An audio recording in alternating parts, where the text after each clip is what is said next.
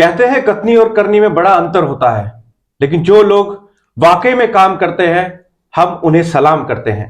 आप देख रहे हैं द राइट न्यूज और मैं हूं Rohit Bhatt. The right conversation में हमारे साथ बातचीत करने के लिए अजय भारती जी हैं, जो कि भारतीय जनता पार्टी के स्पोक्स पर्सन है और साथ साथ में फॉर्मर एमएलसी भी रह चुके हैं। अजय जी, आपका बहुत बहुत स्वागत है। नमस्कार रोहित जी, और बहुत बहुत धन्यवाद। अजय जी, सबसे पहले हम आपको मुबारकबाद देना चाहेंगे क्योंकि आपने जो कार्य करके दिखाया है ये एक ब्रेकिंग न्यूज है। दर्शकों में आपको बताना चाहूंगा, एम फॉर्म की जो समस्या चल रही थी, जो बहुत ही परेशान थे, पूरी कम्युनिटी, कश्मीरी पंडित समाज जो परेशान था, और अजय जी और इनकी टीम ने आज वाकई में करके दिखाया है। और एम फॉर्म के बारे में जो खुशखबरी है वो हम इनसे जानना चाहेंगे। अजय जी, बताइए क्या खुशखबरी है। बहुत बहुत बधाई पूरे समाज को, क्योंकि एम फॉर्म जिसकी वजह से हमको बहुत परेशानियों का सामना करना पड़ रहा था और हम इलेक्शन में पार्टिसिपेट नहीं कर पा रहे थे। कई बार हमको जोनल ऑफिस या इलेक्शन ऑफिस में जाकर फिर गेजेटेड ऑफिसर ढूंढ कर उनसे अटेस्ट करवाना था। ये सारी परेशानी खत्म हुई है। अब जम्मू में जितने भी लोग रहते हैं या रजिस्टर्ड है, उनको अब सीधा जिस दिन वोटिंग है, यानी जिस दिन अनंतनाग राजौरी पार्लियामेंट्री कॉन्स्टिट्यूंसी की वोट जैसे 7 मई को पड़ेंगे, 13 मई को श्रीनगर और फिर बारामूला के पड़ेंगे, वहां के वोटर्स को उस दिन जाकर, जो हमारे लिए यहाँ पर जम्मू में 20 पोलिंग स्टेशन बनाए गए हैं, वहां जाकर अपना कोई भी आइडेंटिटी कार्ड हमारे साथ हो, एपिक कार्ड हो, एपिक नंबर हो, वो सारा लेकर जाकर जाना। और जिस तरह से देश में कोई भी वोटर जाकर पोलिंग स्टेशन पर जाकर वोट डालता है, वो वहां पर जाकर वोट डाल सकता है जी। ये बहुत बड़ी राहत है, बहुत बड़ा कदम है, जिसके लिए हम इलेक्शन कमीशन ऑफ इंडिया और Chief Electoral Officer of Jammu Kashmir को हृदय से धन्यवाद देते हैं कि उन्होंने हमारी इस पीड़ा को समझकर इसको समाप्त किया है। जी। जम्मू कश्मीर से जो बाहर हमारी बरादरी के लोग, हमारे समाज के लोग रह रहे हैं, उनको एक कंसेंट फॉर्म तो भरना पड़ेगा, लेकिन अब उससे गेजेटेड ऑफिसर से कोई अटेस्टेशन नहीं करवानी पड़ेगी। उन पर विश्वास करते हुए सेल्फ अटेस्टेड फॉर्म ही चलेगा और वो जिस पोलिंग बूथ में जो वोट डालना चाहते हैं वहां पर डालेंगे, या अगर भाई वो बाई पोस्ट बैलेट पेपर भेजना चाहते हैं तो वो 12C का फॉर्म भरकर ये सारा कर सकते हैं। बहुत ही आसान तरीका हो गया है और अब हम बढ़ चढ़कर हमको पार्टिसिपेट करना चाहिए। Chief Election Commission of India और Chief Electoral Officer of Jammu Kashmir के हाथों को, उनके प्रयासों को और मजबूत करना चाहिए। मैं इस पर एक चीज और भी कहना चाहता हूं कि ये किसी एक व्यक्ति का या कुछ 2 लोगों 4 लोगों का काम नहीं है।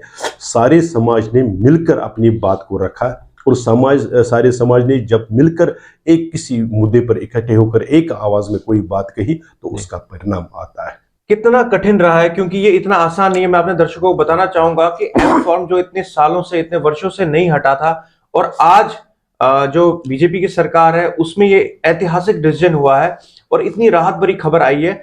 आपके लिए कितना मुश्किल रहा है, कठिन रहा है ये सफर? बहुत ही मुश्किल रहा है और वास्तव में हम एक बार निराश भी हुए थे, क्योंकि आपको याद होगा जब डीडीसी का इलेक्शन हुआ था, उस वक्त सरकार और इलेक्शन कमीशन की, यहाँ जो स्टेट इलेक्शन कमीशन है, उनके प्रयासों से हमको गांधीनगर में एक बूथ दिया गया था, एक पोलिंग स्टेशन दिया गया था, स्पेशल पोलिंग स्टेशन, जहां हम इन पर्सन जाकर वोटिंग कर सकते थे। तब सिर्फ हमारे लिए एक ही दिक्कत आ रही थी कि ऐसे ज्यादा स्टेशन होने चाहिए थे। तो हमारा विश्वास था कि अब जब भी कोई इलेक्शन हो जाएगा तो अब उसमें एम फॉर्म भरने की जरूरत दोबारा नहीं पड़ेगी। लेकिन जिस दिन ये स्कीम अनाउंस हो गई और हमने देखा कि ये पुरानी स्कीम को ही कंटिन्यू किया गया है, तो आप देखेंगे मीडिया में भी, बाकी जगहों पर हमने हमारी निराशा को बिल्कुल बिना किसी लाभ लपेट के एक्सप्रेस किया। हमारी पार्टी की जो लीडरशिप है, उन्होंने भी, जब पूरा फुल कमीशन यहाँ पर चीफ इलेक्शन कमीशन यहाँ आया था, तब उन्होंने, उनके सामने भी हमारी पार्टी वाहिद पार्टी थी जिन्होंने उनके सामने इस समस्या को उठाया। हमारे पूर्व में एमएलए रह चुके RS पठानिया जी ने बहुत जोरदार, पूरी टीम वो उनकी लीडरशिप में गई थी मिलने, बहुत जोरदार तरीके से कमीशन के सामने ये बात की गई थी। तब भी चीफ इलेक्शन कमीशन साहब ने एश्योरेंस दिया था कि हम इसको देखेंगे। उसके बाद हमने फॉलो अप में कई मीटिंग्स दिल्ली जाकर भी, यहाँ पर भी इलेक्शन अथॉरिटीज़ के साथ मिलकर और उनके सामने ये ध्यान में लाने के लिए जो जो फैक्ट्स थे वो लाए। जैसे एक छोटा सा उदाहरण हमने जो कमीशन के सामने रखा, हमको ये मानते हैं कि आप वोटर कश्मीर के हैं, बिल्कुल सही है, हम कश्मीर के वोटर्स हैं, लेकिन हम सरकारी हर काम के लिए हमको कश्मीर का माना जाता है। लेकिन जब कोई स्कीम आती है, मान लीजिए प्राइम मिनिस्टर्स आवास योजना आई, तो कश्मीर के जिस डीसी या जिस तहसीलदार के पास अगर कोई हमारे मैसेज जाता है तो वो कहता आप तो यहाँ है ही नहीं। हम कश्मीर के होते हुए भी उस स्कीम का लाभ ना वहां उठा पा रहे हैं ना यहाँ उठा पा रहे हैं। हमने यही बात इलेक्शन कमीशन के लिए रखा कि ऐसा क्यों है कि सिर्फ इलेक्शन के टाइम पर हमको इस ढंग से मानते हैं कि आपको वहां जाकर ही डालना पड़ेगा या आपको नया एम फॉर्म हर बार भरना पड़ेगा।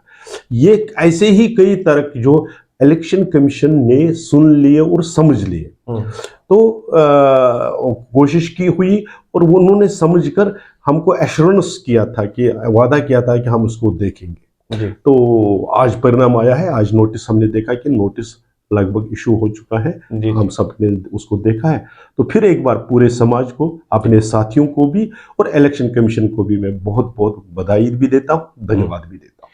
जी अजय जी, एक और चीज होती है कि समाज में ऐसे भी तत्व है जो कि हर एक चीज को नेगेटिव लेके चलते हैं, नेगेटिव बातें करते हैं, लेकिन आप इन चीजों की परवाह न करते हुए समाज के लिए काम करते हैं और सामने आते हैं। आपको क्या लगता है, कभी आप भी निराश होते हैं इन चीजों से? नहीं, अब ये इतना अनुभव हो गया है कि इससे निराश नहीं हो सकते, क्योंकि हमने जिन संतों, जिन सेंट्स के साथ उठना बैठना सीख, जीवन की स्ट्रगल को सीखा है, तो उन्होंने एक ही बात कही है कि आप चाहे कितनी भी रोशनी कर दीजिए, सूरज कितना भी ब्राइटली चमक रहा हो, जिसने आंख बंद कर दी है उसके लिए तो अंधेरा है जी।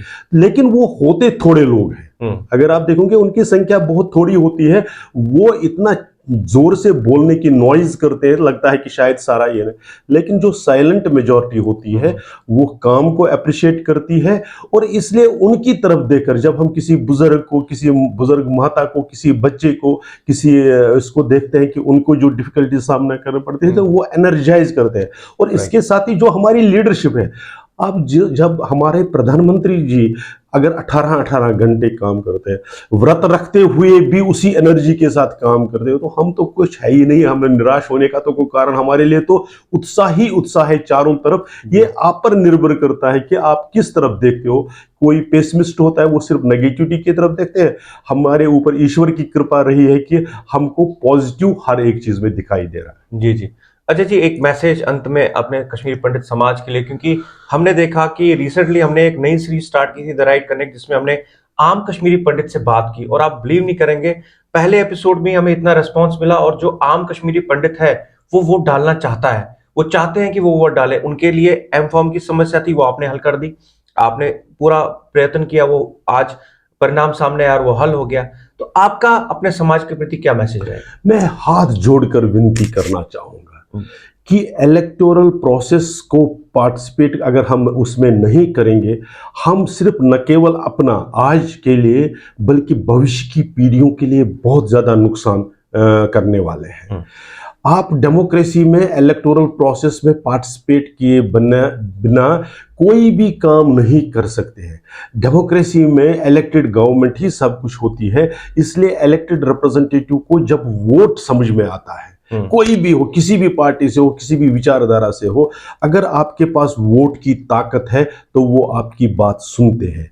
इसलिए आइए कृपया, मतलब मैं विनती करता हूं, हाथ जोड़कर विनती करता हूं, आप अजय भारती को वोट मत दे दीजिए, आप जो मर्जी है कर दीजिए, लेकिन वोट डाल दीजिए। वोटिंग आपका राइट है, वोटिंग आपकी ताकत है, वोटिंग आपके आज की पीढ़ी की भी और भविष्य की पीढ़ी की भी ताकत है। ये आपको कश्मीर का अंग बनाए रखने में सबसे ज्यादा, मैं कह रहा हूं सबसे अहम, सबसे इंपॉर्टेंट एक एस्पेक्ट है और ये आपको एम्पावर करता है।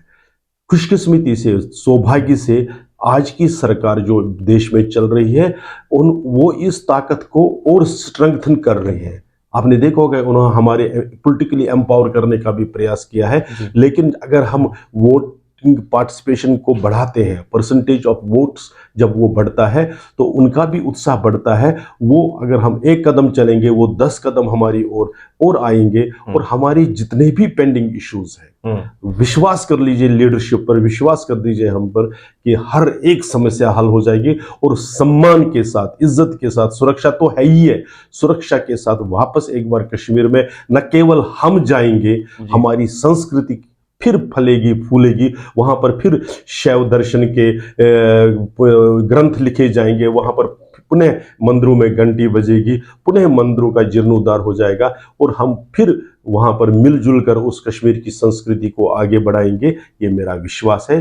बस निवेदन है, इस इलेक्शन में इससे और आने वाले इलेक्शनों में पार्टिसिपेट जरूर करिए। जी, बहुत बहुत धन्यवाद अजय जी आपका, आपने हमें समय दिया। और फिर से एक बार मैं अपने दर्शकों को ये जरूर बताना चाहूंगा कि 5 साल में एक बार ये एक फेस्टिवल होता है जिसमें पार्टिसिपेट करना बहुत जरूरी है। आप सब इसमें हिस्सा लें, अपने वोट को सही इस्तेमाल करें, वोट डालने जरूर जाएं। और सबसे मुबारक की बात है कि जो एम फॉर्म हट चुका है, अब आपको कोई जरूरत नहीं है फॉर्म भरने की। और जैसे अजय जी ने बताया ऑलरेडी उसके बारे में, तो मुझे उम्मीद है आप सब अपने वोट का जरूर इस्तेमाल करेंगे। देखते रहिए द राइट न्यूज।